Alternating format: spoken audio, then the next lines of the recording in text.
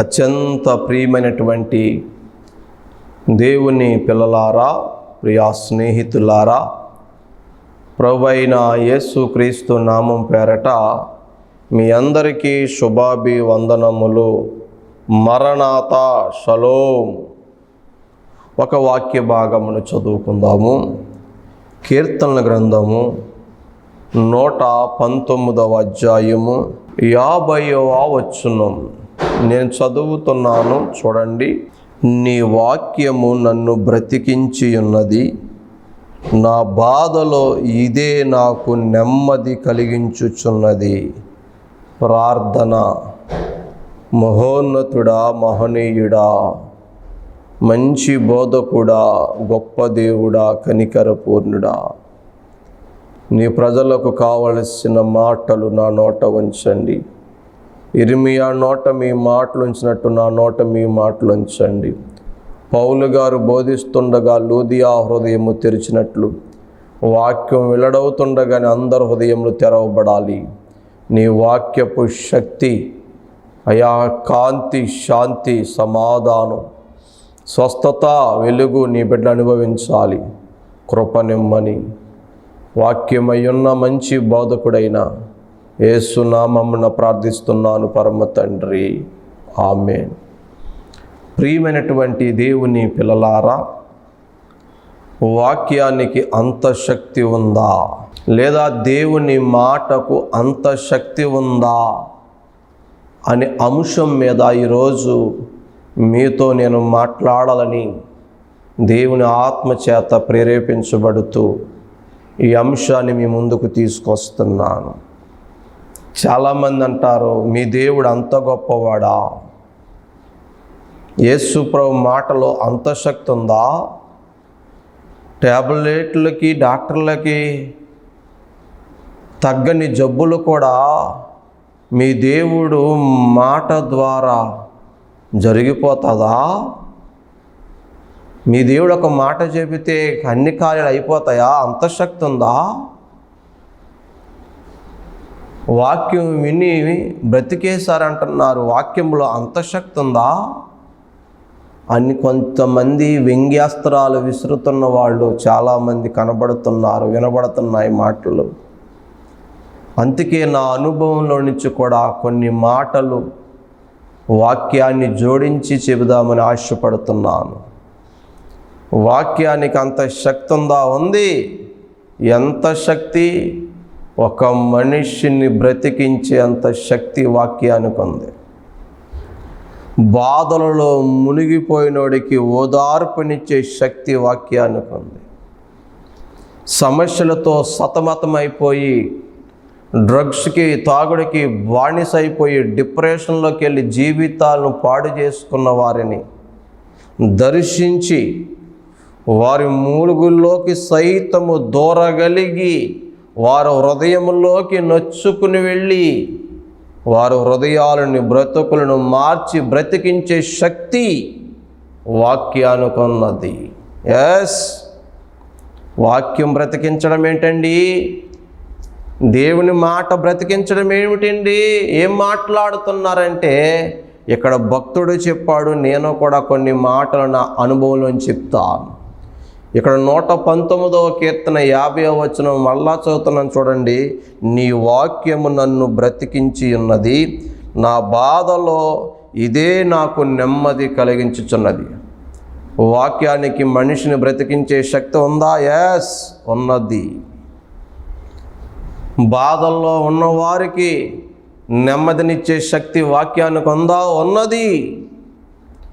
సమస్యలతో సతమతమైపోతున్న వారికి శాంతిని, సమాధానం ఇచ్చే శక్తి వాక్యానికి ఉందా? ఉన్నది. వాక్యం అంటే మీరు ఏమనుకుంటున్నారండి? యోహాను సువార్త 1:1 ప్రకారం ఆదియందు వాక్యం ఉండెను, వాక్యము దేవుని యొద్ద ఉండెను, వాక్యము దేవుడై ఉండెను. The word was God. వాక్యం అంటే ఎవరో కాదు నాయనా, దేవుడే. ఆ వాక్యమే శరీరధారి అయి కృపా సత్య సంపూర్ణుడిగా ఈ లోకానికి వచ్చింది. ఆ వాక్యము పేరే ఆ శరీరము దాల్చిన ఆ వ్యక్తి పేరే నేను ప్రకటిస్తున్న నజరేయుడైన యేసు క్రీస్తు ప్రభువు. ఆమేన్. ఎస్, వాక్యానికి అంత శక్తి ఉండటం ఏంటండి? వాక్యం మనిషిని బ్రతికించమంటే ఏం మాట్లాడుతున్నారు పాస్టర్ గారు అంటే 2-3 మాటలు చెప్పనా? నేను టీవీ సువార్త చేస్తాను, టీవీలో వాక్యం చెప్తూ ఉంటాను, అలా ఎన్నోసార్లు వాక్యము చెప్పాను, సాక్ష్యము చెప్పాను. ఒకరోజు ఒక వ్యక్తి అనుకోకుండా టీవీ ఆన్ చేశాడు, ఒక వాక్యం వస్తుంది. అప్పటికి ఆ వ్యక్తి జీవిత పరిస్థితి ఏమిటో తెలుసా? కొత్తగా వివాహమైన 3 నెలల తర్వాత ఒకరోజు భార్య అన్నదంట, నాకు మామిడికాయలు తినాలని ఉంది, ఆ పెరట్లో ఉన్న చెట్టెక్కి మామిడికాయలు కోసుకొస్తారా అని అడిగిందంట. భార్య అడిగింది, అందులోనూ కొత్తగా పెళ్ళయింది, ఇంక ఎలాగుంటుంది మనోడు ఉత్సాహం? ఆల్రెడీ మనోడికి చెట్టు ఎక్కడం కూడా వచ్చు. కాబట్టి భార్య కోరిక తీర్చాలని మామిడి చెట్టెక్కి మామిడికాయలు కొయ్యాలని చెట్టెక్కాడు, మామిడికాయలు కోసాడు. అనుకోకుండా జరిగిన విషయం ఏంటంటే కొమ్మ విరిగింది. అతడు జారి నేల మీద పడినప్పుడు అక్కడ సూదంటి రాయి ఒకటి ఉండి అతని వెన్నెముకలో దిగిపోయింది. అతను హాస్పిటల్ తీసుకెళ్తే టెస్టులు చేస్తే డాక్టర్లు చెప్పిన మాట ఏమిటో తెలుసా? ఇంకా ఈ వ్యక్తి నడవడు, వెన్నెముక డ్యామేజ్ అయిపోయింది అని చెప్పారు. నిజంగానే అతను నడవలేదు, కుంటివాడైపోయాడు, మంచం పాలైపోయాడు. అన్నీ మంచం మీదే జరిగించవలసిన స్థితి వచ్చింది. పరిస్థితులు ఎప్పుడు ఎక్కడ ఎలా మారతాయో మనకు తెలియదు కదా. తన భార్య కోరిక తీరుస్తాననుకున్నాడు కానీ, ఆమె సంతోషపడుతుంది అనుకున్నాడు కానీ, ఈ మామిడికాయ కోసం తన బ్రతుకే ఇలాగ అయిపోద్దని ఊహించలేదు. భార్య ఆలోచించుకుంది, జీవితాంతకాలం వీడికి సేవలు చేసుకుంటూ నేను ఎందుకు బ్రతకాలి? నాకు చాలా వయసు ఉంది, నాకు ఎన్నో కోరికలు ఉన్నాయి, ఎన్నో ఆశలు ఉన్నాయి, ఇవన్నీ కూడా ఇతని ద్వారా తీరవని ఆ ఊరిలో వేరొక పురుషుడితో ఆమె లేచి వెళ్ళిపోయింది. చాలా బాధ, చాలా విచారం. నడిచేవాడు, పరిగెత్తేవాడు, పనులు చేసుకునేవాడు వికలాంగుడు అయిపోయాడంటే, మంచం పాలైపోయాడంటేనే ఎంతో బాధ. అంతేకాదు తోడుండవలసిన సమయంలో కష్టమందు, సుఖముయందు, లేమియందు, కలిమియందు, ఆరోగ్యమందు, అనారోగ్యమందు అత్తుకుని ఉంటామని ప్రమాణం చేసిన భార్యే విడిచి వెళ్ళిపోతే మరో బాధ. ఇతనికి అన్నీ మంచం మీద చెయ్యలేక అన్న వదినలు దూరమైపోతే మరో బాధ అతనికి వచ్చి పడ్డాయి. తల్లికి సరిగా చూపు కనపడతలేదు, ముదుసలి తల్లి, ముసలి తల్లి, నేను ఇంకెవరి కోసం బ్రతకాలి? కాళ్ళు పోయాయి, మంచం పాలైపోయాను, భార్య వదిలేసి వేరొకడితో వెళ్ళిపోయింది, అన్న వదులను పట్టించుకోకుండా దూరం అయిపోయారు. ఉన్న కన్న తల్లి ముసలది, కళ్ళు కనపడవు, ఇంకెందుకు నేను బ్రతకాలి? చనిపోదామని ఒక పురుగుల మందు డబ్బా తెచ్చుకొని మంచం కింద పెట్టుకున్నాడు. ఆ వికలాంగుల బండిలోనే బ్రతికి అతను ఏదో ఒక రకముగా పురుగుల మందు డబ్బా తెచ్చుకుని మంచం కింద పెట్టుకుని, పగల చనిపోకూడదు, అందరు నిద్రించిన తర్వాత రాత్రి సమయంలో చనిపోదామని వెయిట్ చేస్తున్నాడు. కాలక్షేపం చేయాలి కదా అని చెప్పి టీవీ ఆన్ చేశాడు.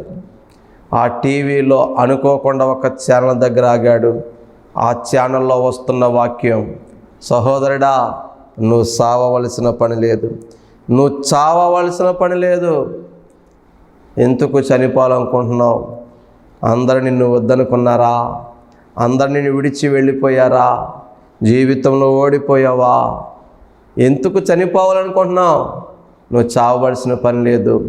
నిన్ను ప్రేమించేవారు ఎవరు లేరా? నిన్ను ప్రోత్సహించేవారు ఎవరు లేరా? నిన్ను పట్టించుకునేవారు ఎవరు లేరా? నీవు కూడా చావవలసిన పని లేదు. ఇదిగో ఈ 2 కాళ్ళు పని చేయని వికలాంగుడైన నేను బ్రతుకుతున్నాను. నా దేవుడు నన్ను బ్రతికిస్తున్నాడు. దేవుడు నాకు చక్కని భార్యనిచ్చాడు, 2 మగబిడ్డలనిచ్చాడు, గొప్ప సేవ ఇచ్చాడు. నన్ను బ్రతికిస్తున్న దేవుడు నిన్ను బ్రతికించలేడా?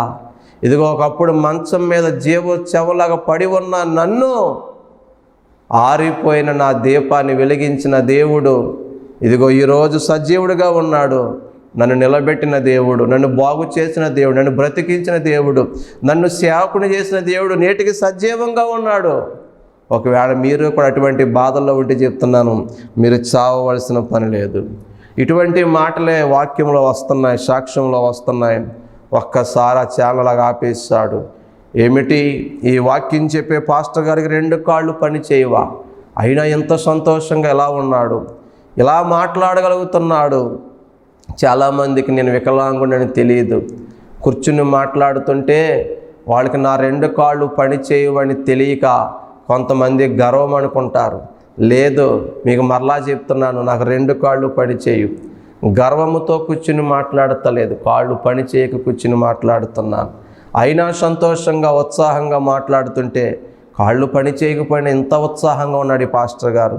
పైగా వివాహమైంది అంటున్నాడు, వివాహమై భార్య ఉందంటున్నాడు. నా భార్య విడిచి వెళ్ళిపోయిందే, 2 పిల్లలు అంటున్నాడని చెప్పి ఒక ఫోన్ నెంబర్ నోట్ చేసుకున్నాడు. యాండి ఫోన్ చేశాడు. ప్రియమైన దేవుని బిడ్డలారా, రాత్రి అయింది, 10 దాటేసింది. ప్రియమైన దేవుని బిడ్డలారా ఫోన్ చేశాడు. బ్రదర్, నా పరిస్థితి ఇది, నా స్థితి ఇది, ఇలా ఈ రకంగా అవుట్ అయిపోయాను. నా భార్య నన్ను వదిలేసి వెళ్ళిపోయింది. అన్నా వద్దనుకున్నారు. ఇదిగో నేను ఎవరి కోసం బ్రతక చచ్చిపోదామని పురుగుల ముందు డబ్బా తెచ్చుకుని ఇదిగో మంచం కింద పెట్టాను. మీ వాక్యం వింటున్నాను. ఇక్కడ ఒక విషయం ఏంటంటే, ఆ అబ్బాయి నా వాక్యం అన్నాడు, కానీ అది నా వాక్యం కాదు, దేవుడు వాక్యమే ఇదిగో నా నోట ద్వారా ఆ రోజు వెళుతుంది. ఆ రోజు దేవుని వాక్యం వెళుతుంది. పైకి ఒక బోర్రగా మాత్రమే ఒక మనిషిగా నేను కనబడుతున్నాను, కానీ ఆ రోజు అతనితోనైనా ఈరోజు నీతోనైనా మాట్లాడేది నేను కాదు బిడ్డా. నేనెంతటి వాడిని, మీలాంటి వాడినే, మీకన్నా బలహీనుడినే. కానీ ఈరోజు మాట్లాడుతుంది పరిశుద్ధాత్మ దేవుడు, వాక్యమై ఉన్న దేవుడే. ఆ రోజు అతనితో మాట్లాడాడు.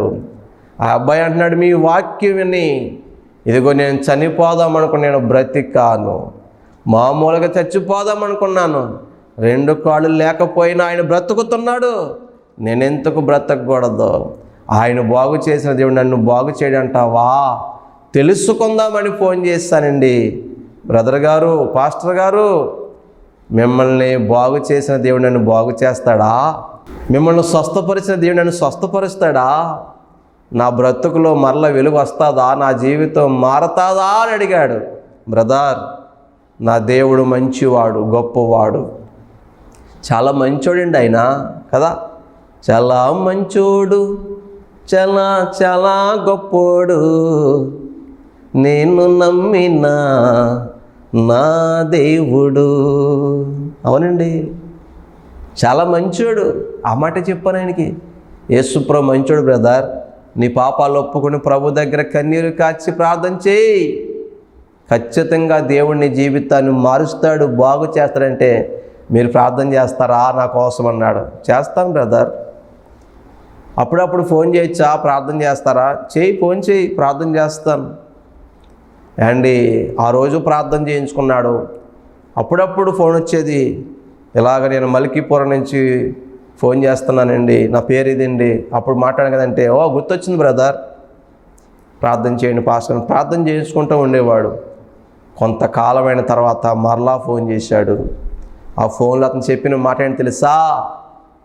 పాస్టర్ గారండి, నేను నడిచేస్తున్నాను, నేను బండి కూడా నడిపేస్తున్నాను. నిజమే, మీరు చెప్పినట్టు దేవుని వాక్యంలో శక్తి ఉందండి, దేవుళ్ళో శక్తి ఉందండి. అందరూ నన్ను వద్దనుకున్నారని వదిలి చచ్చిపోదాం అనుకున్నాను. ఆ రోజు మీ వాక్యమే నేను బ్రతికాను. మీ వాక్యం నన్ను బ్రతికించింది, నేను బాగుపడ్డాను అని చెప్పి కొన్ని మాటలు అంటాడో, బ్రదర్ ఏదైనా పెళ్లి సంబంధం ఉంటే చూడండి అంటున్నాడు. అబ్బా ఎంత సంతోషం వచ్చింది ఆ అబ్బాయికి. చూసారా, వాక్యము బ్రతికిస్తుంది.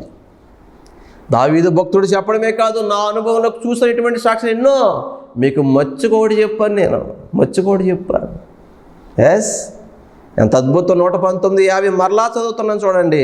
నీ వాక్యము నన్ను బ్రతికించి ఉన్నది నా బాధలలో ఇదే నాకు నెమ్మది కలిగించుచున్నది. ఎస్, బ్రతికించగలదు వాక్యం, నెమ్మదినివ్వగలదు వాక్యం, ఆదరణ ఇవ్వగలదు వాక్యం. ఎస్, నిజమే. ఎన్ని సాక్ష్యాలు ఉన్నాయి, చెప్పుకుంటూ పోతే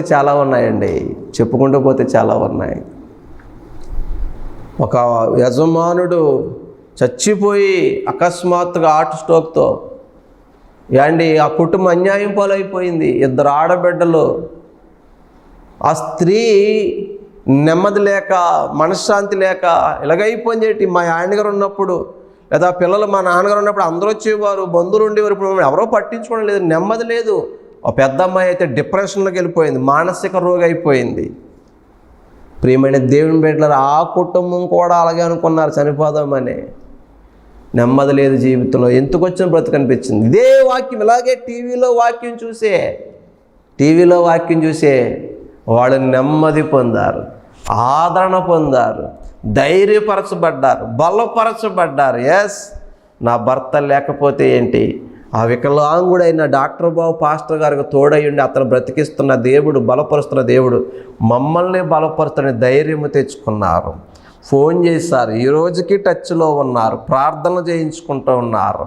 ప్రియమైన దేవుని బిడ్డలారా, వారి జీవితాల్లో నెమ్మది లేనప్పుడు, ఎవరు ఆదరించలేని ఒంటరి సమయంలో ఉన్నప్పుడు, భర్తను కోల్పోయిన భార్య, తండ్రిని కోల్పోయిన 2 ఆడబిడ్డలు దిక్కుమాలోళ్ళు అయిపోయినప్పుడు, శాంతి లేక, సమాధానం లేక, మనశ్శాంతి లేక నలిగిపోతున్నప్పుడు వారిని ఆదరించింది ఏంటి తెలుసా? దేవుని వాక్యము బ్రతికించగలదు. దేవుని వాక్యము ఆదరణ ఇవ్వగలదు. ఎస్, ఎన్నోసార్లు నేను బలహీనపడిన సమయంలో, బాధలలో ఉన్నప్పుడు, నిందలలో ఉన్నప్పుడు, అవమానాల్లో ఉన్నప్పుడు, సమస్యలు ఎక్కువైపోయి, శోధనలు ఎక్కువైపోయి, లైఫ్లో, సేవలో ఎన్నో రకాల పరిస్థితుల్లో లైఫ్లో డిస్టర్బెన్స్ వచ్చేసి భరించలేని బాధలు వచ్చేసినప్పుడు, కష్టాలు ఎక్కువైపోయినప్పుడు, చనిపోతే బాగుండు అనుకున్నప్పుడు, దూరముగా ఈ బంధువులు, ఈ స్నేహితులు, రక్త సంబంధుల్ని అన్నీ సేవ అన్నీ విడిచేసి మేమంటూ తిరిగి ప్రాంతానికి వెళ్ళిపోయి సేవిస్తే అక్కడ చేసి, లేదా అక్కడ చచ్చిపోతే మా మరణ వార్త కూడా మా ఊరికి, మా వాళ్ళకి కూడా తెలియకుండా వెళ్ళిపోదామనుకుని ఒక భయంకరమైన సందిగ్ధంలో స్థితిలో ఉండి ఏడుస్తూ ఉన్నప్పుడు నన్ను బలపరిచింది ఏంటి తెలుసా? నన్ను నిలబెట్టింది ఏంటి తెలుసా? వాక్యమే. ఆ రోజు దేవుడు మాట్లాడాడు, నువ్వు నిలిచి ఉండని, లేకపోతే ఎప్పుడో ఇవన్నీ వదిలేసి పారిపోవలసి డాక్టర్ బాబు.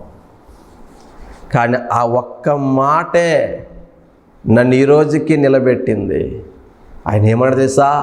నీ ధైర్యము నేనే, నీ బలము నేనే అని మాట్లాడాడు. నిజమేనండి,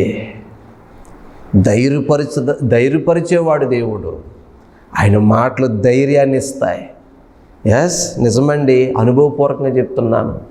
దేవుని వాక్యం వినే నేను బలపరచబడ్డాను, దేవుని వాక్యం వినే నేను ధైర్యపరచబడ్డాను. దేవుని స్వరము, దేవుని మాట, దేవుని వాక్యము ద్వారానే నేను మరలా బ్రతుకున్నాను, బాగుపడ్డాను, నిలిచి ఉన్నాను. ఈ రోజుకి సంతోషంగా, సమాధానంగా, సజీవముగా సేవ చేయగలుగుతున్నాను. నాకెంత సంతోషాన్ని ఇచ్చింది ఏంటి తెలుసా? దేవుని వాక్యము. నా బాధల్లో నాకు నెమ్మది ఇచ్చింది ఏంటి తెలుసా? దేవుని వాక్యము.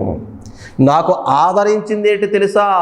మనుషుల మాటలు కాదు, నాకు ఆదరణ ఇచ్చింది, నాకు నెమ్మది ఇచ్చింది, నన్ను ధైర్యపరిచింది, నన్ను ప్రోత్సహించింది, ఈ రోజుకి నన్ను నడిపిస్తుంది. మనుషుల మాటలు కాదు, మనుషుల మాటలు నన్ను కృంగదీశాయి, మనుషుల మాటలు నన్ను బలహీనపరిచాయి, మనుషుల మాటలు నా గుండెని గాయం చేశాయి, మనుషుల మాటలు నా గుండెల్లో నొప్పి వచ్చేసి అంత పని అయింది, మనుషుల మాటల వల్ల విపరీతమైన టెన్షన్ గురయ్యాను.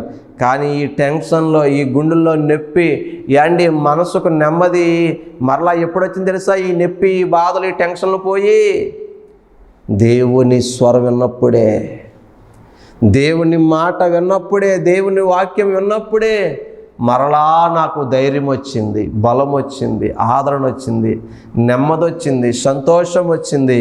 యాండి మరలా నా జీవితంలో వెలుగొచ్చింది, ఒక బ్రతుకొచ్చింది, ఒక విలువ వచ్చింది. నన్ను బ్రతికించింది వాక్యమే. అంతగా అద్భుతమైన పాట ఉంటుంది కదా, నీ వాక్యమే నన్ను బ్రతికించెను, బాధలలో నెమ్మదినిచ్చెను, నీ వాక్యమే నన్ను బ్రతికించెను, బాధలలో నెమ్మదినిచ్చెను. నిజమండి, వాక్యానికి అంత శక్తి ఉంది. చనిపోదాం అనుకున్న వారిని బ్రతికించే శక్తి వాక్యానికి ఉంది.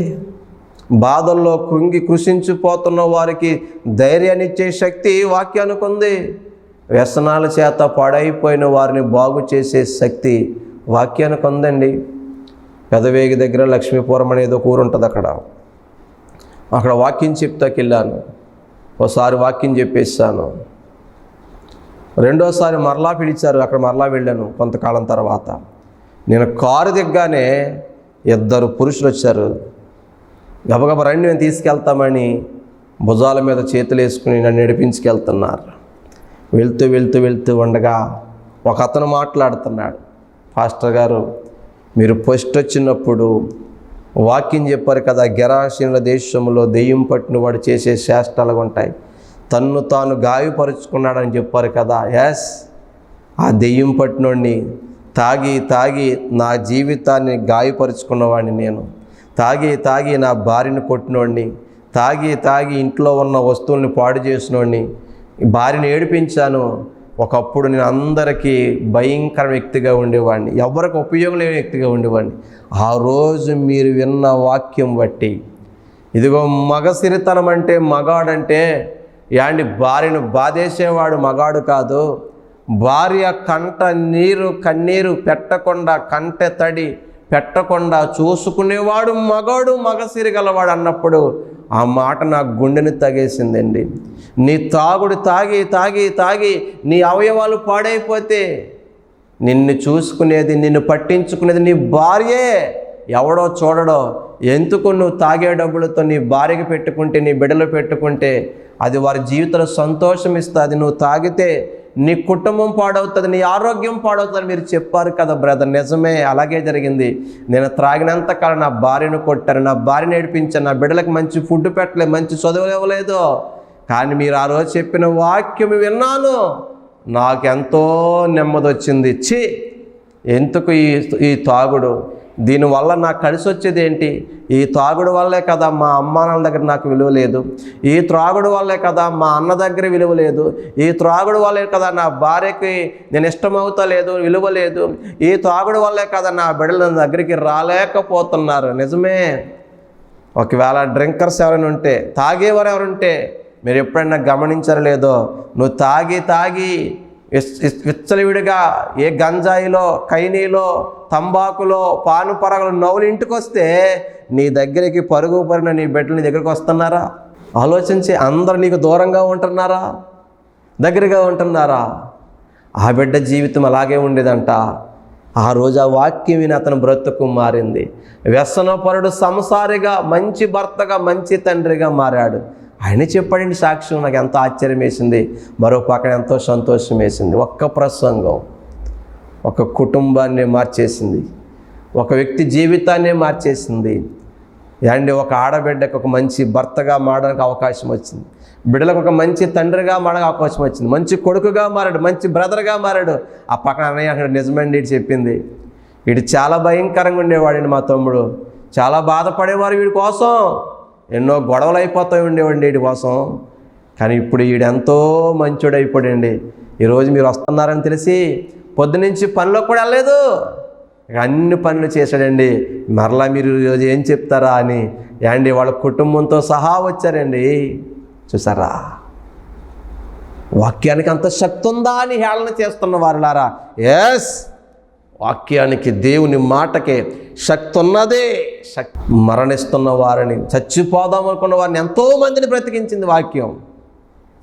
వ్యసన పరుల్ని మార్చింది వాక్యం, నరహంతకులను మార్చింది వాక్యం, వ్యభిచారులను మార్చింది వాక్యం, పాపాత్మురాని స్త్రీని మార్చింది దేవుని మాటే, సమరయ స్త్రీని మార్చింది దేవుని మాటే. వాక్యం అంటే దేవుని మాటలేనండి. ఈరోజు నువ్వు వాక్యాన్ని నిర్లక్ష్యం చేస్తున్నావేమో, బైబిల్ చదవడానికి అసలు టైం కేటాయించలేకపోతున్నావేమో. నీ సమస్యలన్నిటికీ పరిష్కారం ఈ వాక్యంలో ఉంది. నీ బాధల్లో ఉంటే నెమ్మదిచ్చే శక్తి ఈ వాక్యానికి ఉంది. నిన్ను బాగు చేసే శక్తి వాక్యానికి. ఇంకా చాలా ఉన్నాయండి బాబు సాక్ష్యాలు చెప్పాలంటే. లేటెస్ట్గా కూడా యాండి అటువంటి సాక్ష్యమే విన్నాం. అలాగే ఎన్నో ఉన్నాయి నా సేవలో. వాక్యం ద్వారా బ్రతికినోళ్ళు, బాగుపడినోళ్ళు, తాగుబోతులు మారినోళ్ళు, వ్యభిచారులు మారినోళ్ళు, దొంగలు మారినోళ్ళు ఉన్నారు. నాలాంటి చిన్న సేవకుడి జీవితంలో ఎంతమంది ఉంటే, గనులు గొప్పవారు చేస్తున్న సేవలు ఇటువంటి సాక్షి ఎన్ని ఉన్నాయో ఆలోచించేయి. బైబిల్లో కూడా చాలా ఉన్నాయి. దేవుని మాట వినగానే సమరయ స్త్రీ మారింది, పాపాత్ముడైన స్త్రీ మారింది, సుంకరి మారాడు, యాండి జక్కయ్య మారాడు. దేవుని మాటకు అంత శక్తి ఉంది. ఈరోజు దేవుడు నీతోనే మాట్లాడుతున్నాడు. బాధల్లో ఉన్నవా, వ్యాధుల్లో ఉన్నవా, నిరాశలో ఉన్నవా, నిస్పృహలో ఉన్నవా, దేవుని వాక్యము దగ్గరికి రా. దేవుని వాక్యం ఎక్కడ వినబడుతుందో అక్కడికి రా. ఈ వాక్యం వెల్లడవుతుండగానే నీ చీకటి బ్రతుకు వెలుగుగా మారిపోతుంది. ఈ వాక్యాన్ని హృదయంలోకి చేర్చుకోగలిగితే నీ పాపిష్టు బ్రతుకు, నీ రోత బ్రతుకు మారిపోతుంది. అని ఒక నూతనమైన వ్యక్తిగా నువ్వు మార్చబడతావు. ఈ వాక్యము చేత ఉదక స్నానము చేయబడితే నువ్వు నూతన సృష్టిగా మార్చబడతావు. కాబట్టి వాక్యాన్ని అధికంగా ధ్యానించండి, వాక్యాన్ని అధికముగా వినండి, వాక్యము ద్వారా బలపడండి, వాక్యము ద్వారా బ్రతుకులు మార్చుకోండి. ఎటకారం చేస్తున్న వారులారా, మీరు చాలామందిని అడగండి, నిన్ను మార్చింది ఏంటి? యేసయ్య మాట. నిన్ను బ్రతికించింది ఏంటి? యేసయ్య మాట. ఎస్, ఈ సాక్షి ఎన్నో వింటావు. నేను కూడా కొన్ని చెప్పాను. ఒకవేళ నువ్వు కూడా ఈ అపహాస్యం చేస్తున్న జాబితాలో నువ్వు కూడా బాధల్లో ఉంటే, ఒకవేళ నువ్వు కూడా నిరాశలో ఉంటే, మంచి మాట చెప్పనా, నా దేవుని దగ్గరికి వస్తే ఆయన మాట నేను బ్రతికిస్తుంది. ఆయన ఆదరిస్తాడు. ఆయన మాటల చేత, ఆయన ప్రేమ చేత నిన్ను బలపరుస్తాడు, నీ బ్రతుకుని బాగు చేస్తాడు. అట్టి కృప మీ అందరికి అనుగ్రహించబడును గాక. ఆమేన్. పరిశుద్ధుడా, ప్రేమ కలిగిన తండ్రి, నీ వాక్యంలో ఉన్న శక్తి, నీ మాటలో ఉన్న శక్తి చక్కగా బోధించావు నాయన. మెత్తబడిన వాక్యం నీరు కట్టి ఫలింపచేయండి. అనేక మంది జీవితాన్ని వెలిగించమని, రక్షించమని, కృప చూపించమని వాక్యమై ఉన్న మా మంచి బోధకుడైన కన్న తండ్రి అయిన యేసు నామమున ప్రార్థిస్తున్నాను తండ్రి. ఆమేన్. Praise the lord. May God bless you all.